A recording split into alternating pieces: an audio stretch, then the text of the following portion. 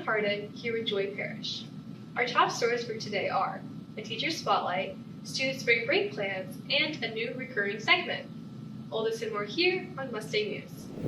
Wake County is promising a more transparent process for picking curriculum following the controversial aftermath over recent math and reading programs, with some parents, teachers, and students vocal in their criticism. During a presentation, school administrators said they learned lessons about increasing communication and giving more playing time when selecting a new curriculum. The State Board of Education adopts the standards that should be taught in each subject, but individual schools pick how to teach those standards. Some parents complain that the new math curriculum has left their students behind, forcing their children to use tutors or take less challenging classes. Wake County also wants to increase parent and student involvement in their curriculum. More than 400 advocates learned about the most important education issues in North Carolina at the Public Schools Forum 2025 breakfast. They brought people together to study education issues, develop ideas, and shape education policies. The organization says investments in the following 4 issues would ensure that every child in North Carolina has access to a high-quality education.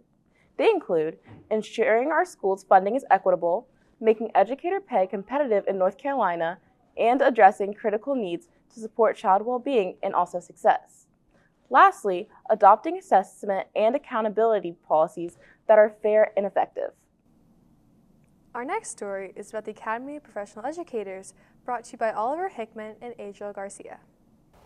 Middle Creek has many academic opportunities, one of them being the Academy of Professional Educators.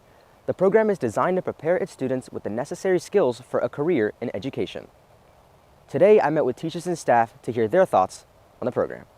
The Academy of Professional Educators is obviously intended to help students who are thinking of becoming teachers, like K through 12 teachers, even college professors, a start in that direction. But it's not just for folks who think they want to become teachers.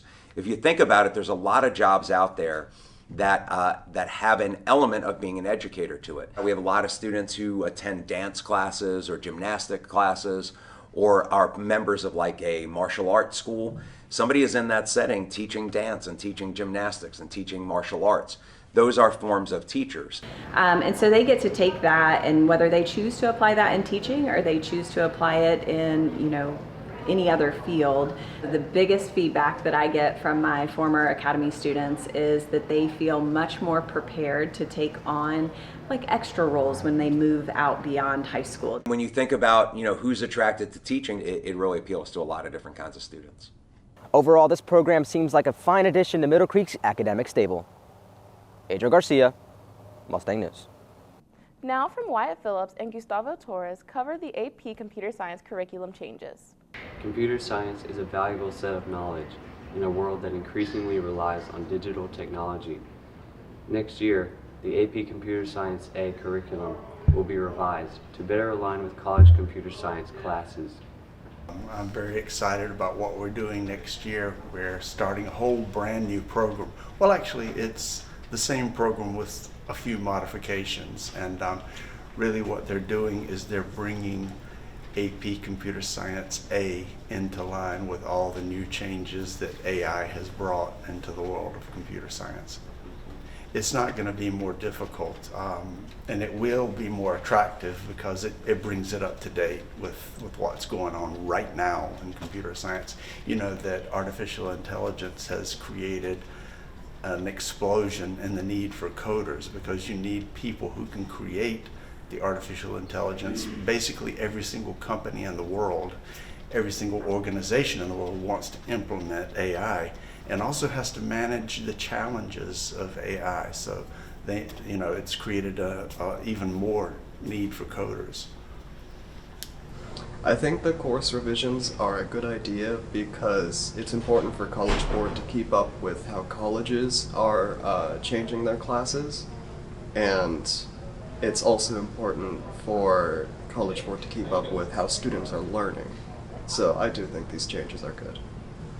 Oh, I know that students are going to like that because we're now working with data sets so that they know how to, when I say AI, and when it comes to AP Computer Science A, it's not about using AI, it's about actually about creating AI. So using the data sets, being able to import and manipulate files is something really important. That's what the changes are all about.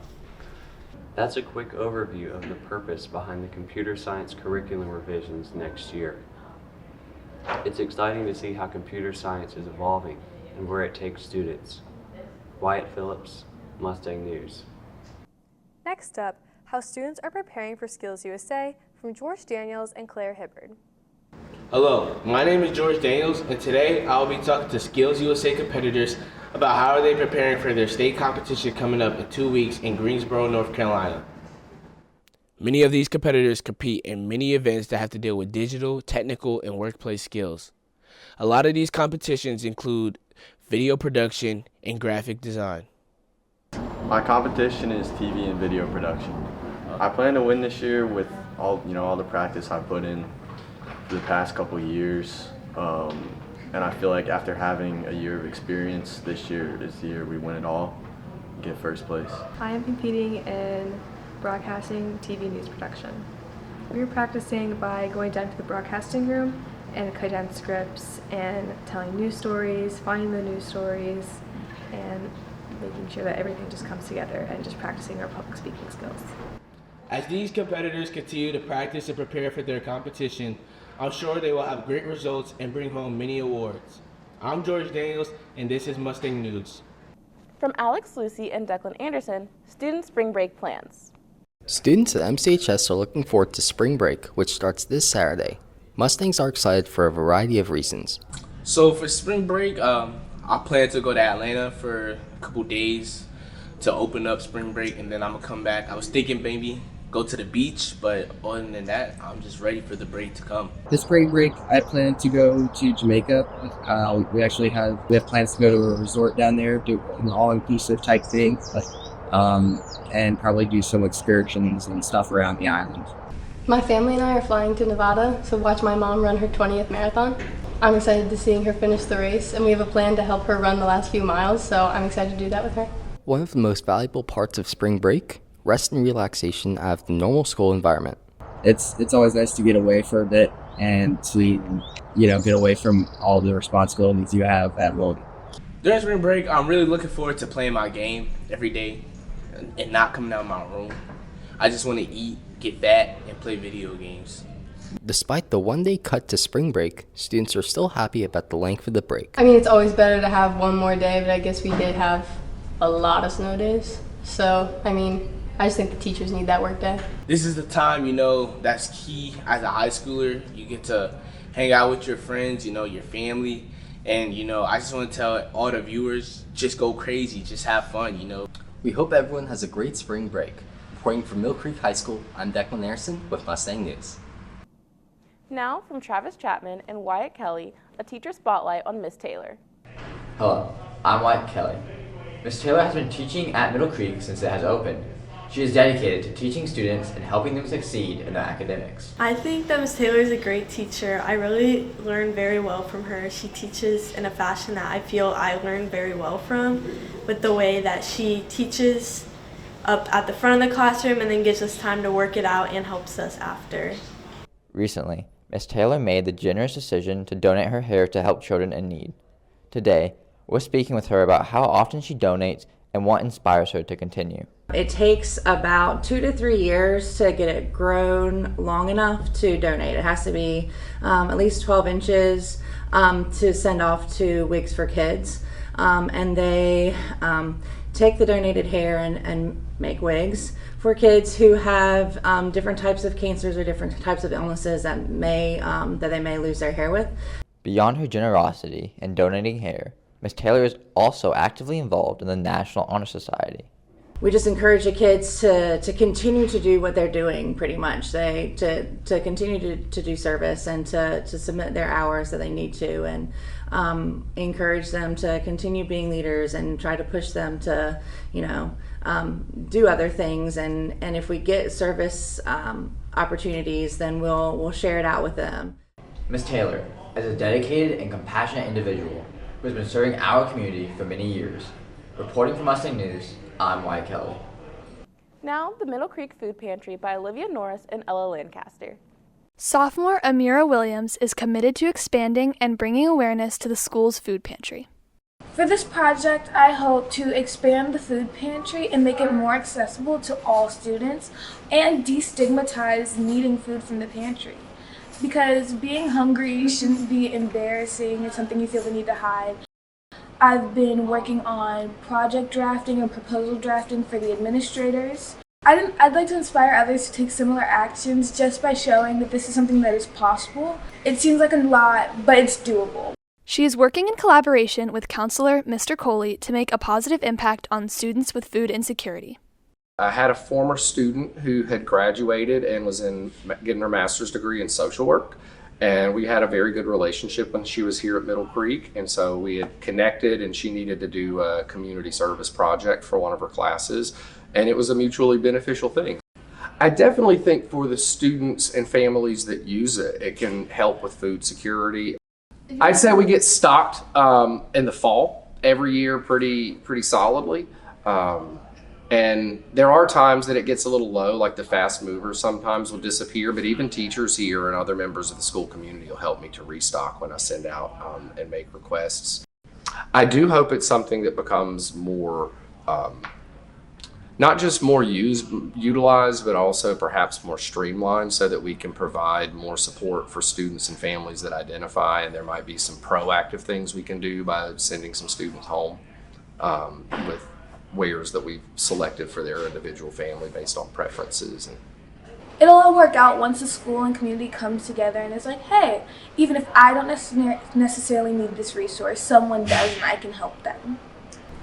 I'm Ella Lancaster, reporting for Mustang News. A student spotlight on Declan Anderson brought to you by Holden Adams and Hayden Tripolowski.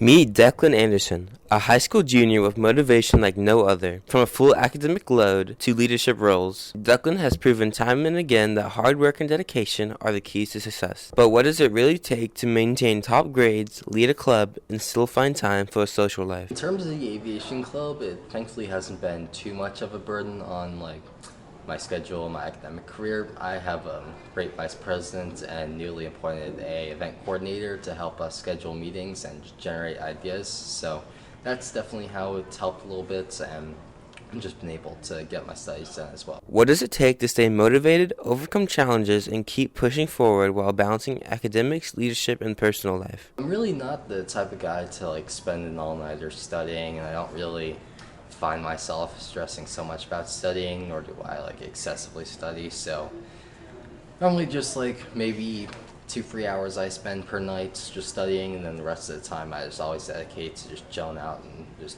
having some personal time. What do Declan's friends have to say about him, his leadership, determination, and the impact he has on those around him? Declan, he's a great leader in the classroom. He's always trying to help others. He's always giving suggestions, but even if you give him suggestions, he takes it with a positive attitude, and he's willing for feedback. As Declan prepares for life after high school, his journey shows us that with passion and a bit of planning, anything is possible. This is our student spotlight on Declan Anderson. I'm Hayden Tripolowski from Mustang News. And now, our brand new segment, What's Your Drip, brought to you by Ure Apara. Hi guys, my name is Ure Apara, and welcome to our new segment, What's Your Drip?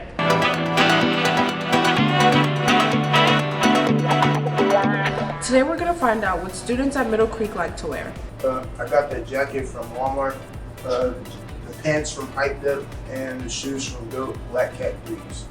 Today I have on Adidas Campuses. I have these camo sweatpants on from Urban Outfitters, and I have this New York City top from Urban Outfitters on. I got this Winter Classic Powder Blue Penguins jersey. It's a classic piece, one of a kind actually, signed. I got my Swiss Sports work pants, $2. I got your dad's shoes on. Okay, first we got the Zoomies gym jeans, got the jacket in the back. We got the fours I got in 8th grade, and we got a hoodie I got from Square Mall or something. And yeah, it's the fit. I have some, starting at the bottom, I have some Timberland boots, as well as these raggedy jeans that I got from Berkshire.